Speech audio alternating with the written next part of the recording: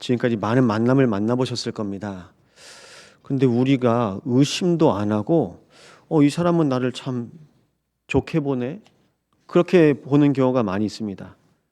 많은 사람들이 동기를 가지고 올 때 이 사람을 자꾸 띄워요. 그래서 저도 저를 칭찬하는 사람들에게 왜 나를 칭찬할까? 그렇게 생각할 때 있습니다. 반대로 저는 이제 사역도 하고 이제 목회를 해봤을 때 사람을 칭찬하는 것은 좋습니다. 근데 하나님께 칭찬받는 것이 가장 안전합니다. 아니면 순간 사람이 떠버려요. 뜨면요, 나도 모르게 이상해집니다. 그래서 목사도 뜨면 안 됩니다. 중직자들도 뜨면 안 됩니다. 근데 항상 모든 사람들 마음에 다 뜨고 싶어요. 그럼 이 새벽에 우리가 질문해 봐야 되겠습니다. 하나밖에 없는 것은 무엇입니까? 자리는 많아요. 그리고 우리가 해야 할 일은 많습니다. 근데 우리가 하나뿐이기 때문에 하나님께서 우리를 존귀하게 보시기 때문에 오늘 말씀처럼 하나님께서 하나뿐이고 그리고 귀중한 자고 우리가 하나님의 사랑받은 자기 때문에 하나님께서 우리에게 예비하신 모든 일이 있습니다. 우리는 이 일을 위해서 성령 인도 받는 것입니다. 아니면 몰라요. 저는 제가 참 교만했어요. 이제 저희 청년들한테도 이제 한 번씩 말하는데 전 제가 괜찮은 줄 알았거든요. 그래서 남자와 여자가 만나서 결혼을 합니다. 제가 어떤 여자와 만나서 결혼해도 그냥 잘 살 줄 알았어요. 근데 그게 착각이에요. 다르거든요. 막상 살아보니까 이 사람 아니면 안 되는구나. 내 영적 상태, 내 영적인 문제 뒤에서 품어주고 기도해주고 그거 모르잖아요? 그럼 여자가 하나밖에 없어? 남자가 하나밖에 없어? 에이, 교회가 여기밖에 없어? 그렇다니까요. 살아보니까 제가 회개가 되더라고요. 왜 내가 그렇게 교만해졌을까? 알고 봤더니 제 안에 상처가 있었습니다. 외면받지 않고 버림받지 않으려고 제가 모든 사람들한테 다 맞춰주면서 살았어요. 그런데 인간이 맞춰준다고 해도 한계가 있지 않습니까? 제가 누구에게 어디까지 무엇을 맞출 수 있겠습니까? 그 상태는 되는데요. 그 이후에는요. 감당이 안 되는 거예요. 그럼 나중에 한계 만나고요. 문제 옵니다. 영적 문제 속에 있는 모든 사람들이 어느 순간 시간표가 되고 한계를 만나면 이게 터집니다. 그래서 요즘에 이제 많이 찾는 곳이 이제 정신병원이잖아요. 사역을 하면서 정신병원에 입원한 이제 세 가족을 이제 면회를 갔는데 주일날마다 서귀포에서 목사님이 직접 오셔서 병원에서 예배를 드린다는 겁니다. 목사님께서도 정신병원에 입원하셨대요. 그래서 공황장애가 와서 서귀포에서 목회하시다가 입원하셨는데 이젠 퇴원하시니까 그 환우들을 위해서 이제 예배하러 원장님을 통해서 이제 문이 열려서 오셨다는 겁니다. 저도 주일 예배를 마치고 저희 성도를 이제 사역하려고 주일 오후에 갔더니 이제 병원에서 예배하는 시간하고 이제 비슷하게 겹쳐서 이제 제가 면회를 들어가니까 혹시 오늘 예배해 주러 오신 목사님이냐고 새로운 직원이 이제 저한테 이제 물어보는 겁니다. 저는 저희 교회 성도 한 분이 있어서 저는 면회하러 왔습니다. 그래서 룸 한 칸에서 이제 예배를 따로 했죠. 우리는 많은 문제를 만나고 많은 일을 겪습니다. 그 속에서 정말 나는 그리고 오늘은 하나뿐입니다. 근데 우리는 모르잖아요. 내가 얼마나 소중한지, 오늘 하루가 얼마나 소중한지.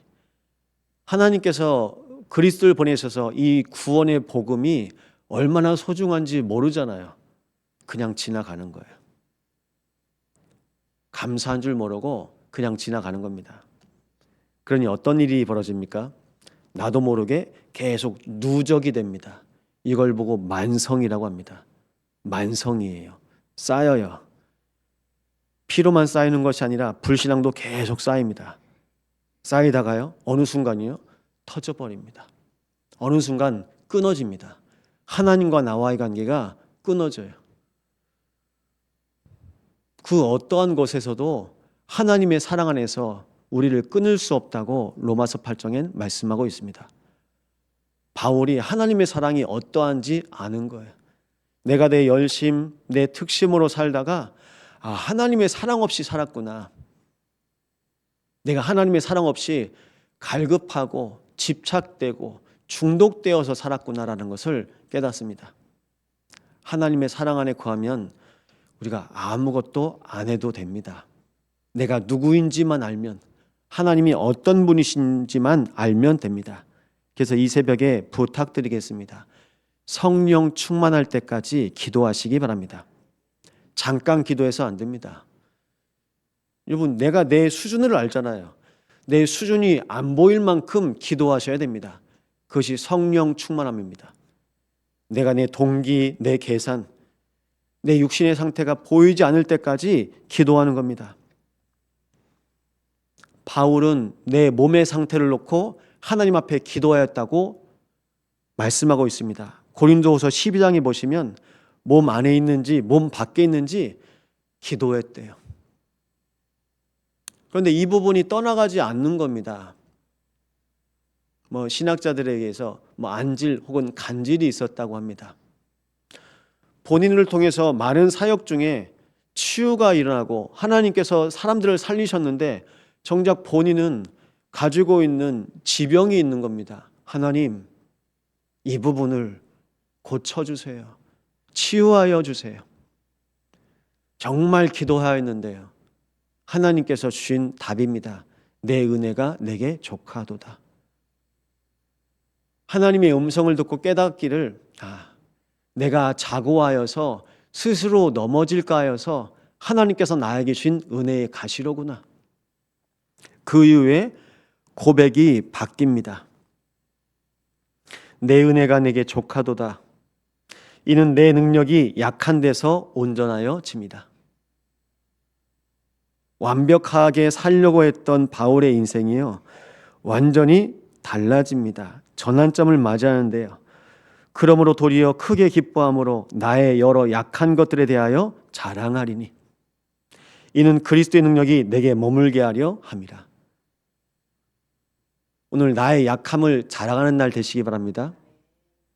여러분, 자녀 보셨잖아요. 나한테 아픈 손가락이 있어요. 그럼 그 자녀가 내가 더 품어져요. 품어집니다. 너무나 귀하고 나한테 너무 소중한 자식입니다. 남이 어떻게 보든 내 기도가 더 담기고 내 마음이 더 담기고 하는 겁니다. 교회도 마찬가지입니다. 이 새벽에 우리 안에 연약한 성도들 마음이 더 가고 기도가 더 되어지고 날마다 약한 것을 자랑하시기 바랍니다. 근데 육신적으로 볼 때 우리는 그렇게 못해요. 내 약한 부분 숨기고 감추고 저 구석에 깊은 곳에 내 상처 숨겨놓습니다. 그럼 썩습니다. 곪습니다. 우리는 날마다 우리의 모든 것을 아시는 전지전능하신 하나님께 고백해야 되겠습니다. 그래도 내 백성 이스라엘이 구하여야 할지라. 하나님은 다 아시는데요, 우리의 입술을 통해서 고백하고 시인하길 원하시는 거예요. 그래서 우리는 이 새벽에 기도하다가 맞다, 하나씩 하나씩 깨달아지는 겁니다. 이 부분을 내가 붙잡고 있었구나. 하나님께 드려야 되겠다. 하나님께 또 하나 드리고. 새벽뿐이 아닙니다. 주야로 날마다 성령 충만할 때까지 기도하시기 바랍니다. 그러면요, 성령 충만을 놓고 기도하시려면 무엇에 성공하셔야 되겠습니까? 기도에 성공하시기 바랍니다. 우리가 하려고 하다가도요, 또 딴 거예요. 저도 보니까 핸드폰으로 하려고 하다가 다른 거 누르고 다른 데 들어가잖아요. 내가 지금 뭐 하려고 그랬지? 기도도 마찬가지입니다. 정작 하나님께서 우리에게 원하시는 기도가 있는데 나에게 간절한 기도, 또 내가 지금 육의 기도에 자꾸 끌리잖아요. 그럼 정말 기도하다가 내가 오늘 무슨 기도하려고 그랬지? 잊어버립니다.